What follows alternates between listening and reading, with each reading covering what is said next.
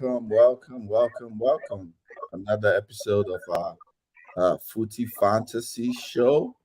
If you're watching this before I jump in, um, like, share, subscribe. YouTube, Footy Fantasy. Twitter, Footy 80 Fantasy. Instagram, Fantasy Footy. Like, share, subscribe. Hit the notification bell so you don't miss all our content, which we do. We record every Sundays at 2 p.m. Central Time, 8 p.m. UK time. The episode clips come out on Tuesday, Wednesday. I try to do Tuesday. Sometimes I miss it. Yeah, but Tuesdays, all the clips come. Check it out. Highlights on YouTube. Check it out. So just like, share, and subscribe. We're diving right in. Hola, Liverpool fan. Thanks for joining us. Yep. We can see Raji has joined, so let's just bring him right in. Raji right in. Yeah. Good evening, all. I'm gonna just say this. I think it's important that I show my face today. I want to make sure that people don't get it twisted, right? Before the game kicked off, Newcastle it wasn't a situation where it was always guaranteed that we're going to win. Even when Newcastle was in the ascendancy, Newcastle always finds a way to lose to Liverpool. Liverpool is a bogey team. Arsenal is a bogey team. Manchester City is a bogey team. At the beginning of the season, they put 2 of the 3 on our list. Don't worry, we'll make it up with Manchester United, right? But the important thing to note is we lost this game last season. We lost against Manchester City in Manchester City last season. Nothing has regressed for Newcastle. It's just the ordering of the games, all right? After we face Brighton next week, we have a period. Newcastle obviously has the most difficult beginning of the season, right? We played Aston Villa, good team, Manchester City, Liverpool, and Brighton. I dispute that. Nottingham Forest have had the tougher stats. Come on, Nottingham Forest. They went to Arsenal. They have to play. Let me read out their fixtures. I know they have to play 3 of the top 4. They have already done the analysis of the game, and they found out that Newcastle has. So is it your analysis that will not be the better one? Read out Nottingham Forest list. I'll read it out now. Don't worry. Calm down. Nottingham Forest. They've had to go to Arsenal. Okay. The first game of the season, they went to United. Okay. And then next week, they're going to Chelsea. They're 3 away games. They have had away at Arsenal, away at United, away at Chelsea. And you're telling me Newcastle have please stop crying, I beg. Chelsea finished 13th last season. Chelsea is still a tough place to go, man. Don't give me this Newcastle soft story. Don't give me this Newcastle soft story. I beg. I'll send you links. Raji with his zebra outfit again. My boy. 3 away games: Arsenal, Chelsea, United. And you're telling me Newcastle about the tougher start. Come on, man. Let's talk about the game. Let's talk about the game. Raji, what happened? Tell me. Give you an answer on the game. Let's talk about it. To be honest with you, I don't know what happened. I think that Liverpool happened. I will say that Eddie Howe has a lot of blame for this game.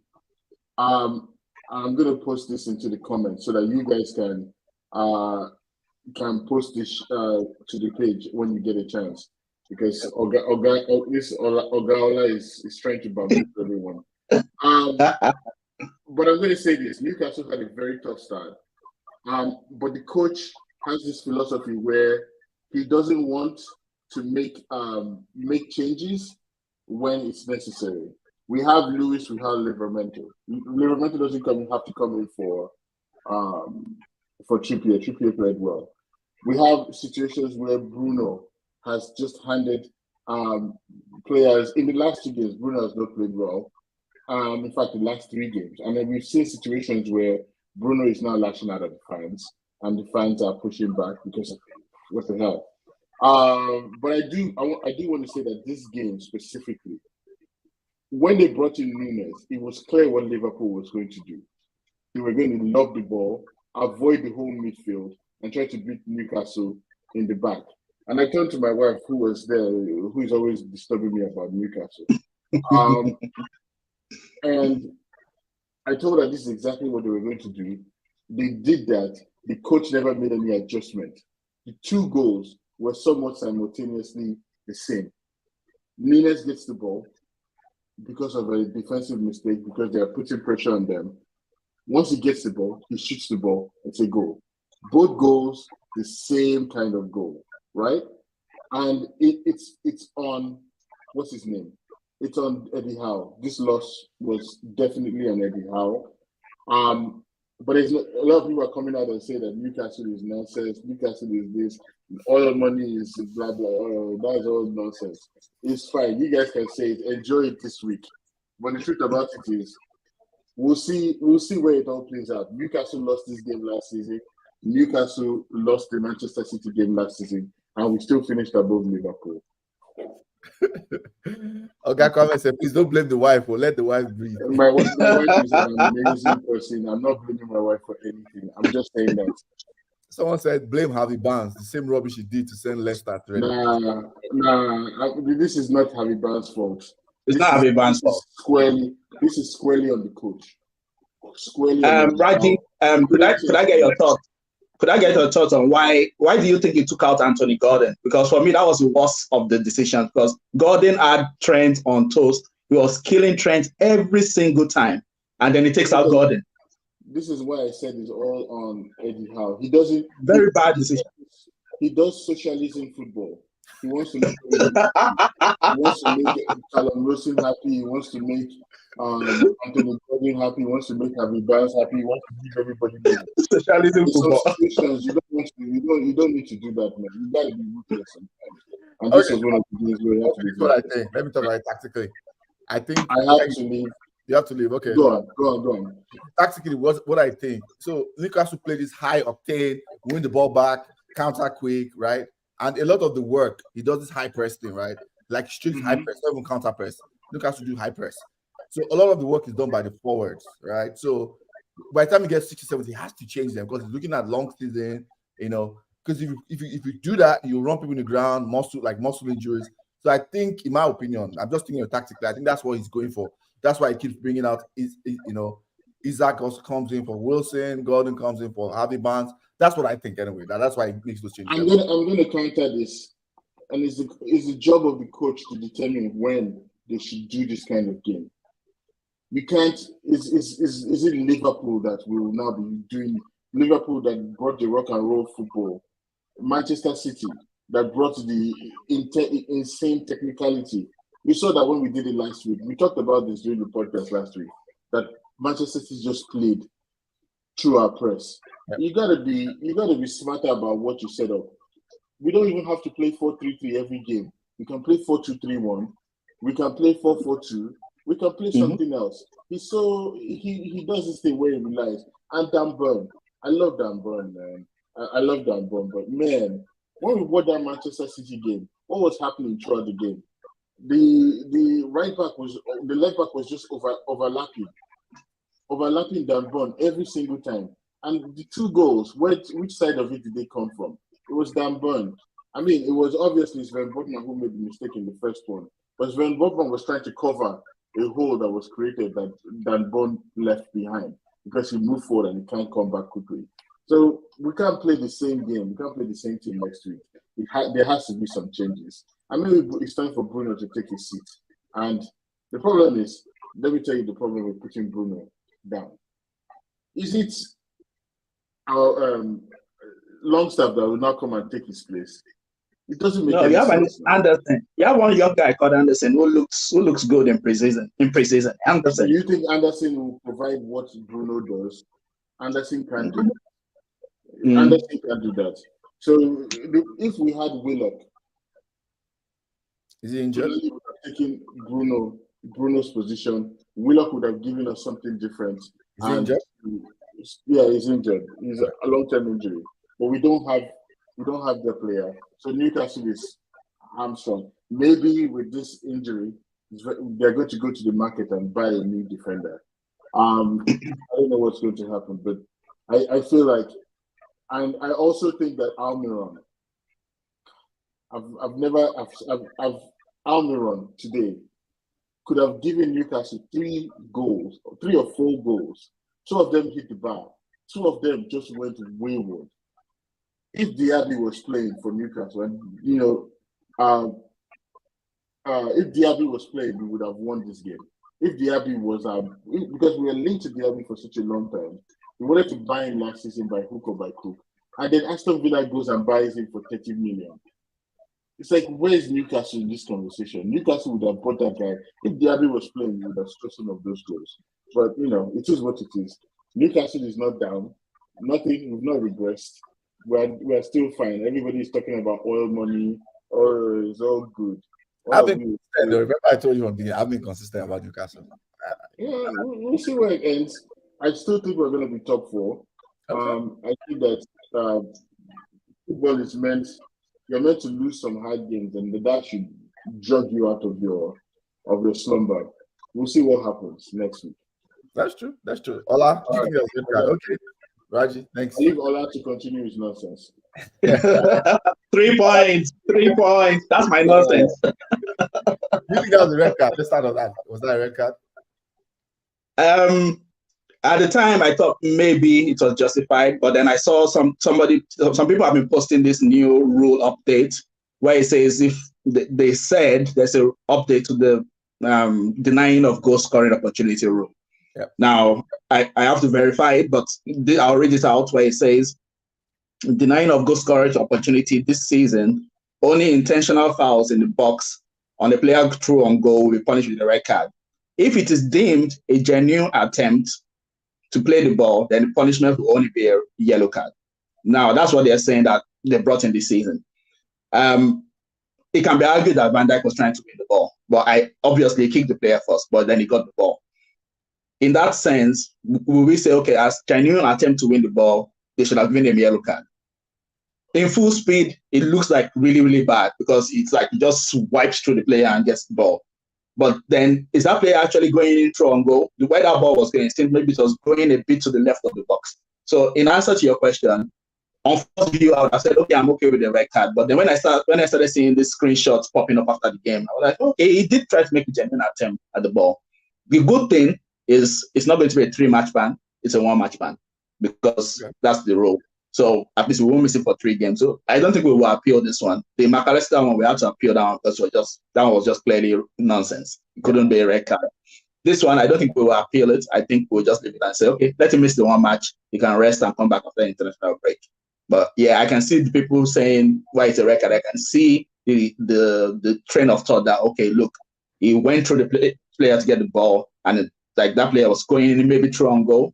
So I can see that. But this new way they're interpreting genuine attempt, that's why I'm saying, okay, maybe there's also argument to say it should be a yellow card. Okay. Good calls. Let me take comments. Oga Kwame, this is your Trump mugshot, and it's killing me.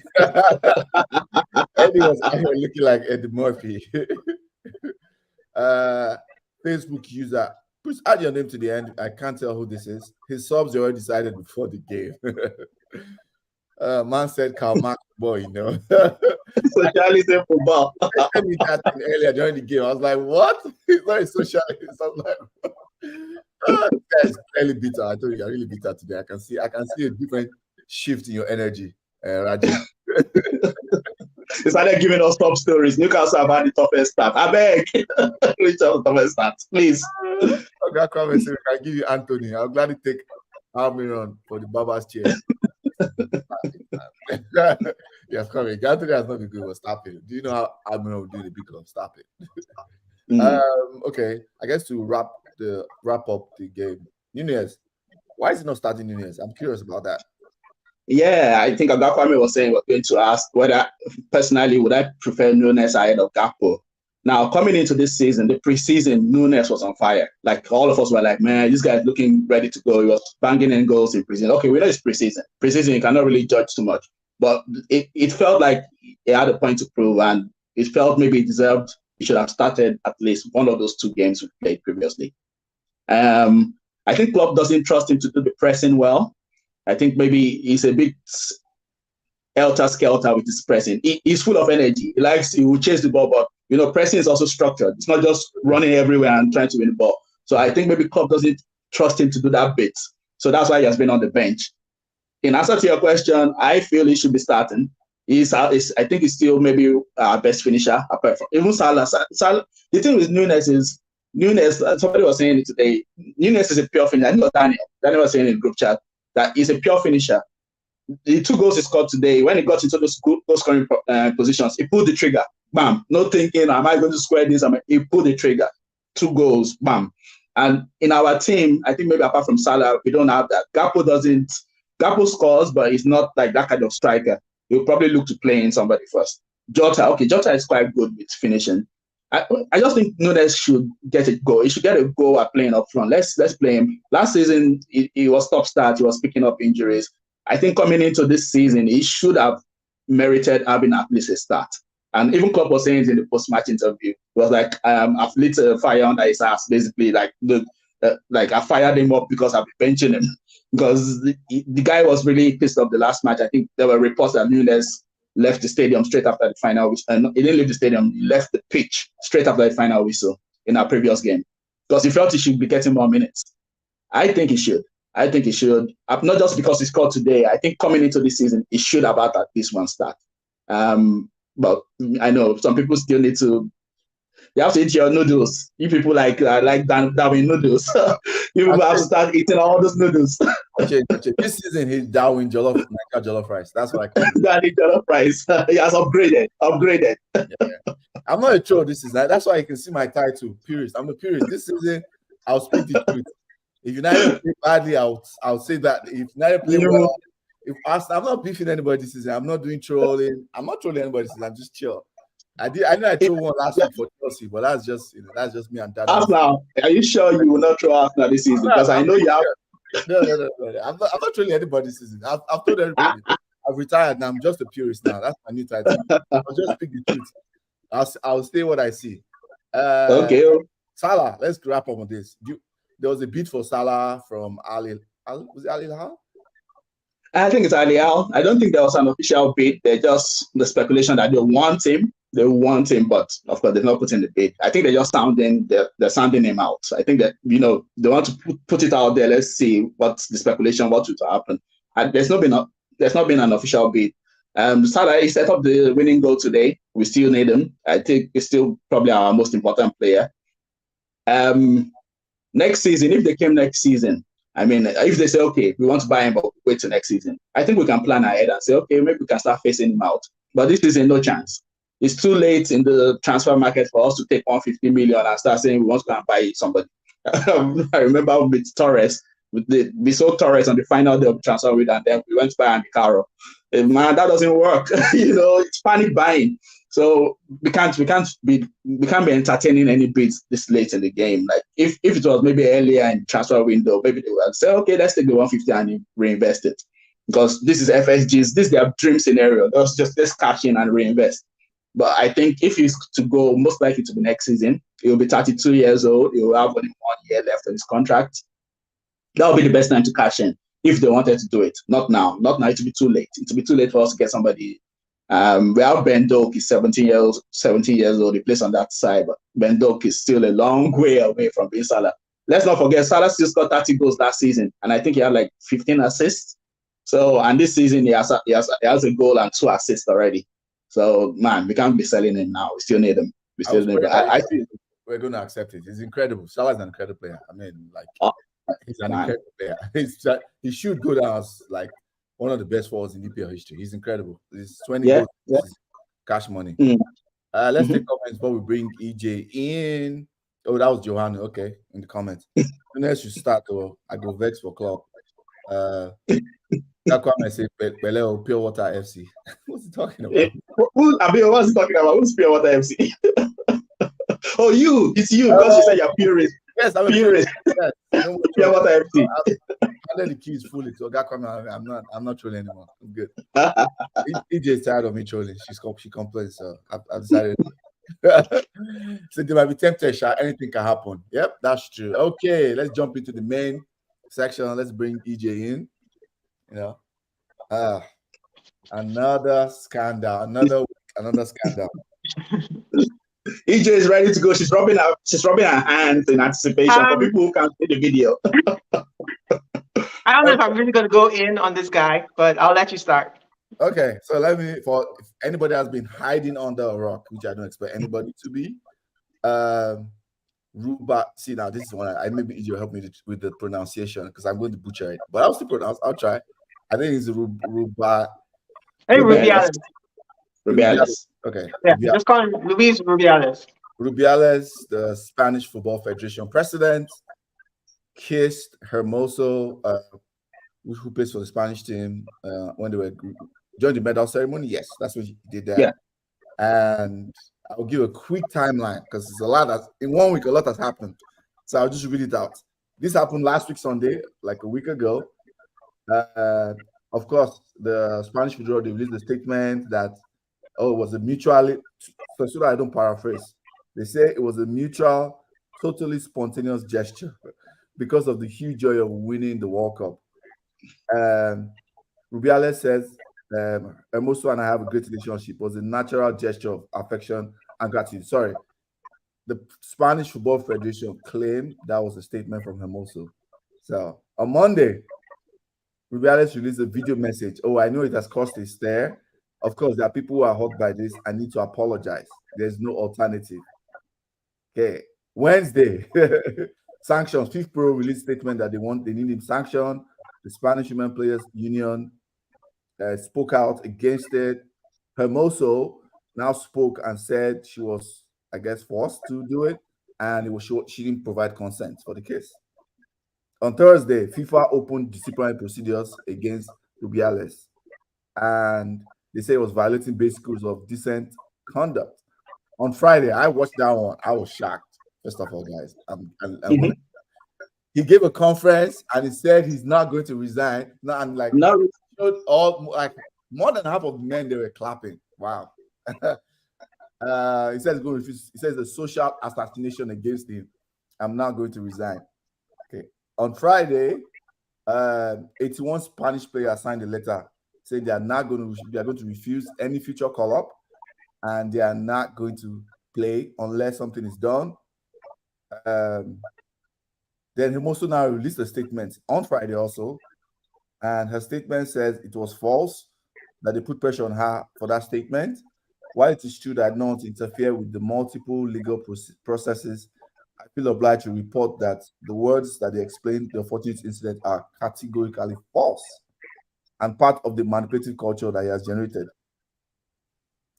On that same Friday, Spanish Football Federation threatened the lady Hermoso with legal action.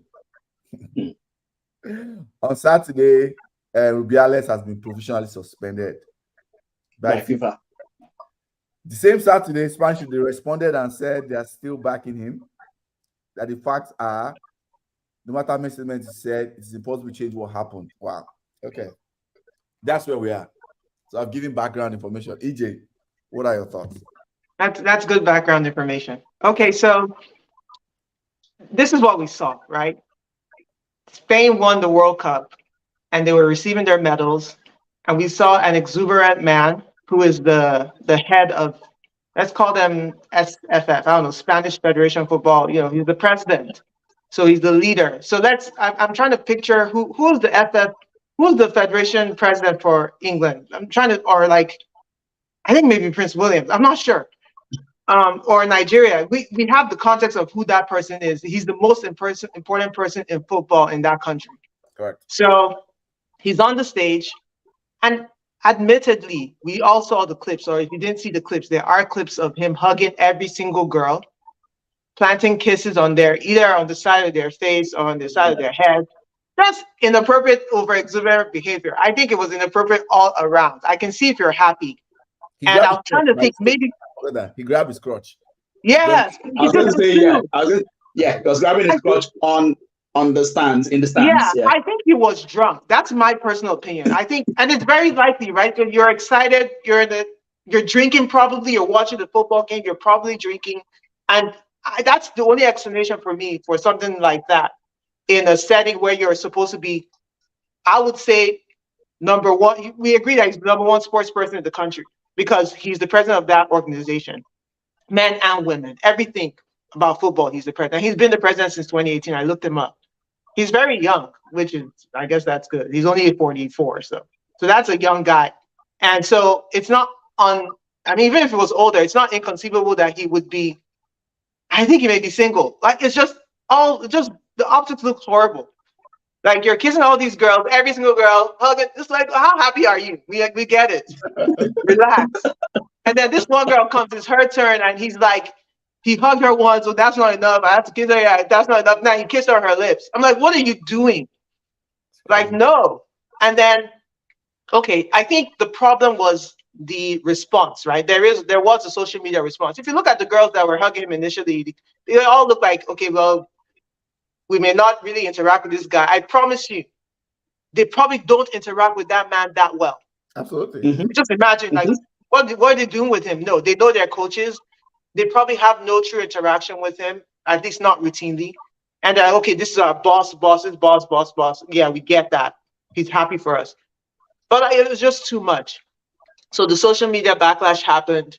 And what happened after that? After the social media backlash happened, that's when Hermoso comes out and says, I did not enjoy that. When I read her comment, I was like, what do you mean you didn't enjoy that? You're not even supposed, like, and I know it's probably a translation thing. You're not supposed to enjoy that. Yeah. Why did he kiss you? What's there to enjoy? Like, he shouldn't have touched you. And of course you didn't give consent. In that moment, in the split second moment, oh, you can kiss me now? No. You didn't give consent. No, shake my hand and give me the medal, go away. You can hug me, that's fine. I think maybe the kids, that's why I said culturally I have to be careful. I don't know if in Spain they kiss a lot. I have no idea. On the cheek, yeah. Yeah, on the cheeks, yeah. Men and women will do that on cheeks, yeah. Why are you kissing my mouth? So no. So, and I think after that, the first thing he should have done, I always say these men need to apologize. I know he apologized, but then he started getting indignant and irate. Correct. Mm-hmm. He has to apologize and sit in that apology until it's over. Yeah. Now he's acting entitled. He's acting like, oh, wait, I shouldn't resign. What? And of course, all the men were clapping for. I saw that. I was like, damn, this guy has the support of journalists. And those were the people in the room, right? So the journalists, even the coaches okay. were there, other coaches, okay. not just even officials of the FA, okay. Not just journalists, yeah. Where's the hope? Like, they're all supporting him. Of course, the good old boys club probably, but like, you're all supporting him in that moment. So basically, it's because, let me tell you why they're supporting, because they see themselves like, wait, if I ever do something like this is going to be me. Because they see that they could potentially do that. They don't see anything wrong with that. They have to wipe that kind of behavior out. It doesn't have to happen. Like, it's just not, many people have won the World Cup. This has never happened. So I'm not sure why we had to see all that. Anyway, FIFA suspended him. I don't know what that means. Provisionally.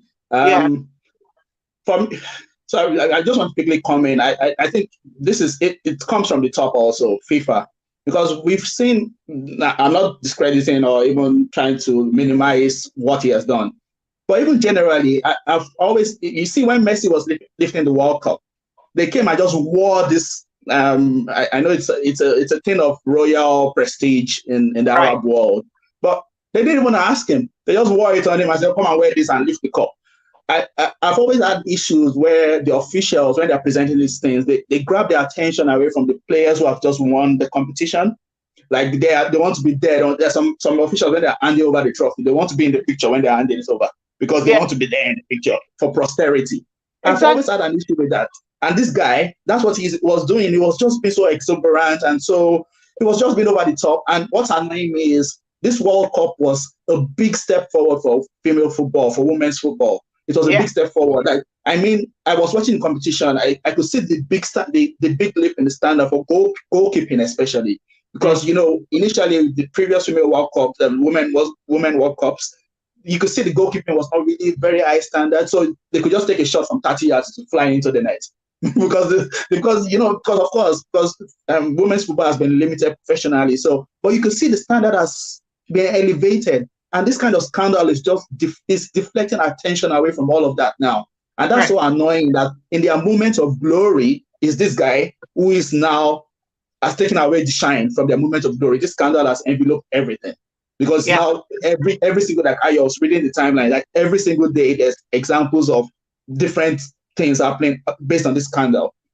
And for me, the most annoying one, well, she should have seen one of the statements that he made. He said, "Oh, she instigated the odd and she lifted me up." You should go and read it. He was saying that she lifted him. And when you look at the video, it was obviously there's a picture. A lie. Yeah, there's a doctored picture of her lifting him up. Like it's someone incredible. Physically doctored the picture. I'm like, for what? Yeah. If you see the video, she never lifted him up. He lifted her and then he grabbed her head, like they say, held her head and then planted the kiss. And he had the balls to even say she's the one that instigated it. Like, so I was saying to her before we came on, I was like, there was Mohammed in the group was saying, this guy must have some dirt on the officials in the FA. For him to be so bold to say, I won't resign, he must have some dirt on them. This guy, he's so bold. I've never seen something like this. He's so bold. Like, I would never resign. I will not resign. And he kept saying, and they were clapping for him. I was like, what's going on here? I shouldn't laugh, but it's just so strange that this guy is so bold and saying, I won't resign. Yeah. Like, seriously. The evidence is there for the whole world to see. You did something inappropriate and you're saying, and you're even lying. You're saying she instigated it. Oh man, crazy. I'm so flabbergasted, to be honest. Let me take comments. I think this was because of last topic about Liverpool and Newcastle. And I think this is linger. I'm 100% sure this is a follow-up comments. Nunes, Indomie. I know I was on Nunes back last season, linger. But I've repented. Nunes is now, I've upgraded Nunes Niger Jollof. I'm not calling it. His step overs are no more dangerous to his teammates, so it's fine. Rubiales is wild, and I don't understand why he hasn't been promptly fired. Yeah. Honestly, he has dirt on them. He must have dirt on them. That makes sense to me. Apologize and sitting an apology. Correct. I think that's in reference to EJ. Donkeys of the week is every person who's trying to write this thing off. I agree. Mm-hmm. If you got Pedri and kissed him forcefully, everyone would care more. Pedri, okay, yeah, the Spanish footballer, yeah. Oh yeah, the young one. Okay, I already posted that. Entire Spanish FA should be under investigation for not firing him. Yeah, exactly. There's something going on there. That's another that pissed me off. Nobody's talking about their brilliant performance. Yep. Yeah. I guess EJ has probably hit all the notes and all that. So the only thing I'm going to say is I feel like the last 1 week, 2 weeks has taught me a lot about the level of misogyny, right, that exists in football. Mm-hmm. Just the Greenwood one, and now I understand more, especially in football. I mean, we know sports is a reflection of the wider society. Exactly. It's more clearer to me, like, wow, there's a lot of misogyny in sports and football. Just the different things I've seen. I always like to, reiterate, this is my personal opinion. Just my personal opinion. It's like, wow, this level of misogyny. So I refrain to argue a lot about this. It's probably last week's one. I mean, this one is serious. Last week was the most serious issue. I most argument because a lot of people were trying to draw me out, but I stopped because I got tired of it. I believe there should be more work. More time should be spent doing the work, regarding social issues and social justice than arguing about it. That's why I got tired of arguing about it. But yeah, it's crazy. And it almost feels like a soap opera. Now going back to this, it's like each day there's a different thing. Each day. Exactly. The doubling down. He, like you said, he apologized, and he literally the next statement he doubled down. And I was like, oh, why are people angry? And he was indignant and like, oh, what's the big issue there? I was like, wow, this is crazy. It's kind of also crazy that like UEFA has been silent throughout all of this, right? Yeah. Because he's a vice president of UEFA. Yeah. He's a vice president of UEFA. That's why they've been silent. So how many vice presidents do they have? Do they have one from the country? They have maybe, I think 5. I think they have quite a few. Yeah, it's one of the vice presidents in UEFA. Yeah. Yeah. So they've been silent. That's why they've been silent. That means a lot. I think let's take this last comment before we go to Kudos and Donkey. This kind of flows nicely. The only good thing is maybe more people realize how hard it can be to be a woman in football. Yeah, absolutely.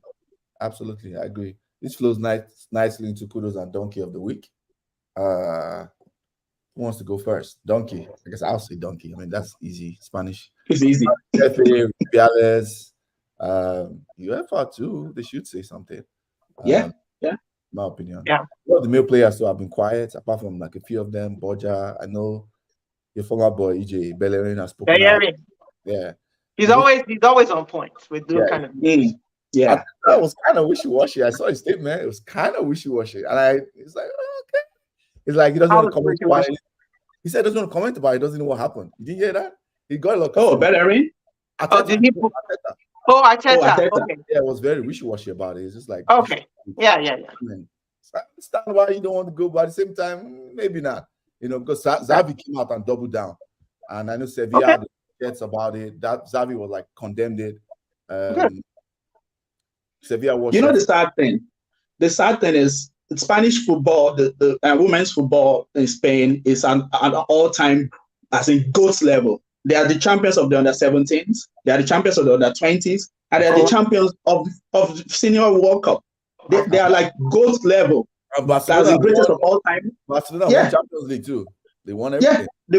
And there's a big problem there, because even the coach who won the World Cup for them, the girls the players had problems with them. Like at the end, you could see he was celebrating by himself on the pitch because nobody wanted to celebrate with him. They complained about this guy. I don't think it was because of sexual misconduct, but they just didn't like the way he was treating them. And the Spanish FA backed this guy and kept him as their coach. Okay, they won the World Cup, but they don't. Many of them don't like him. They don't like him. And that means there's a big problem in Spain where this is going on, where these women are still thriving despite all the adversity that's been thrown their way. It's I don't know how they've gotten to that stage in Spain where it's now like norm for them to be oppressed this way. And that's why I'm saying that go to them, because despite all this adversity, they're champions on under 17, under 20, and they're the Champions League current holder. Spain, they're like balling really hard, but they're just facing all this adversity, man. For this, they're my kudos of the week, for sure. It's for the Spanish, the women's football in Spain, kudos of the week, all of them. Because for them to be thriving in this adversity, oh man, fair play. I just have to give them applause for that, seriously. I agree. Okay, Kwame, do you want to say anything? You have joined. Yeah, what's going on, people? Listen. Where's your face? What's wrong with you? Can we see your face? No. My face. I'm still not. I don't want this to be about Manchester United. My face is not facing right now. Okay. Wait. Undisclosed. Huh? Is this an undisclosed location? Go ahead. Just go ahead. Why you want the loud down? Don't be loud. I have the instincts. But go ahead. Anyway, I don't want to waste time on this Rubiales thing. I just want to make it clear that this makes me, and it's sad, this makes me now understand why it was even conceivable for Richard Arnold to even contemplate bringing back Mason Greenwood. Because people at the top of football, this is how they really think. that is actually how they think. And one of the saddest things is just that nobody's talking about how great that Spanish women's team was, So anyway, it needs to go. The man needs to go. That's just point blank, period. Donkey of the week, telling you right now, I know you, man. You're talking about, he Anthony, bruv. Anthony, donkey of the week. No. Baba's care. Bro, that guy spins more than Wheel of Fortune. That guy spins more than the Baba's chair. That guy is spinning like Snoop Dogg's tire, bro. Big man thing. Where is your match reaction? No. I was in an undisclosed location. That's why there was no match reaction. But anyway, I just wanted to come and say my own donkey of the week. That is Anthony. I mean, Rubiales, of course, donkey, but footballing wise on the pitch, nah. Yes, he played better, but the man is still, bro. I'm 2 seconds. 2 seconds. 2 seconds. I'm telling you, I'm 2 seconds away from calling for Dan James to come back. All right, I'm done. Goodbye. You've come an Ole sexual, right? Get out of here. No. Never. All right, peace, guys. And what? That big one quality. Stop that. I don't want to remember whoever signed someone like that. EJ, Oh, sorry. Before you go, let me take longest comment. He can't show his face after seeing Darwin score that brace. Yeah. Darwin noodles, man. EJ, do you have Kudos or Donkey? Kudos. I'm definitely giving it to Liverpool this weekend. I think because I watched this. It was the only game I watched. Like I didn't really even watch my game. But yeah, going down. I thought the red card was harsh, but it was a red card in my opinion. After I looked at it closer, and I was happy they didn't give TAA a second yellow because I was like, keep the game exciting, keep it level, let them play, whatever. But like the fact that they went down and club made those changes, and I just thought it was like a masterclass in how to play when you're down to 10 men. We were down to 10 men on Monday, and I felt we looked very frantic. Arsenal looked frantic against Crystal Palace. Yeah, we held the ball, whatever, but we invited so much pressure. At some point, Liverpool flipped the thing around, and it looked like they were up a man. And then they bring on, what's his name, Darwin, who I think cost you guys $80 million. I hope Arteta can see that you can leave an expensive signing on the bench, like Havertz. Like, Shot fired. He can come on. And then maybe he can be an impact sub. I don't understand. Havertz will be highest goal scorer. Don't worry. He'll be our highest goal scorer. Of the whole EPL. Remember I predicted that. You did. Ayo, you said you're not trolling this I don't know. You said you're not trolling no more. I can't tell. But like, I mean, I think he can come off the bench the same way we have seen Darwin come off the bench and be hungry. That guy's not hungry yet because he's doing nonsense. So we saw Darwin today come on, so impactful. Look at it was the first shot. They said it was his first shot, shot since what's his name went off the pitch. And you guys won the game. And Newcastle were at home, and we never. Where's that Raji guy that can score in Africa? Look at it. See what they did. They're at home. And even the goal they scored it's similar to the goal we conceded, right? Just like a loose ball, they pounced on it and scored. Lucky goal. So Newcastle has questions to answer. And I'm going to predict that they're finishing 8th this season. That's correct. Wow. Okay. Demilade is coming for you, EK. Demilade is coming for you. Let's see. Comments. Singer says, Oga Kwame cannot show his after seeing Darwin score that brace. The value Mount adds must also be undisclosed. Linger, don't do that. Because I'm not trolling doesn't mean I cannot counter back. Do not push me out of my purist chair. I'm a purist now. Don't take me out of that. DJ, my buddy, you know what's up. I'm not catching straight. Join Liverpool compliments. Yes, Lord. But you know what's interesting? Apparently, what's his name has never beaten Eddie Howe has never beaten Klopp. And then he never beat him. He didn't beat him again. I'm like, you had the chance. You're one goal up, one man up. And it's like a curse. Strong against Newcastle. It's very strong. They always beat Newcastle. Since I've been watching the EPL, I can remember very few Newcastle wins over Liverpool. Maybe I don't think I've seen anyone, if I'm being very honest. Maybe there's some random ones, like all the way back to the 90s. Like Liverpool always beat Newcastle. It's like juju. I have 3 kudos. First one is the man, Leo Messi. His goal, that pass. That pass is like a third eye view. Like you're watching football from a bird's eye view, rather. Bird's eye view. Like only Messi makes this type of passes. That man is incredible. He's an alien. And I always stand him forever. That's why I have to wear my Barcelona jersey. That's my first. That's my first one. Second is Bruno Fernandes. That's why I posted. Man did everything. We have United fans that hate on him. I don't understand. I don't understand. It's like even KDB went on FPL and said they gave him options. Said this is a creative machine. It's like people don't understand what Bruno Fernandes is. He's our version of, I don't like to call him those Sleepy G. He's our own version. He does everything. The man is incredible.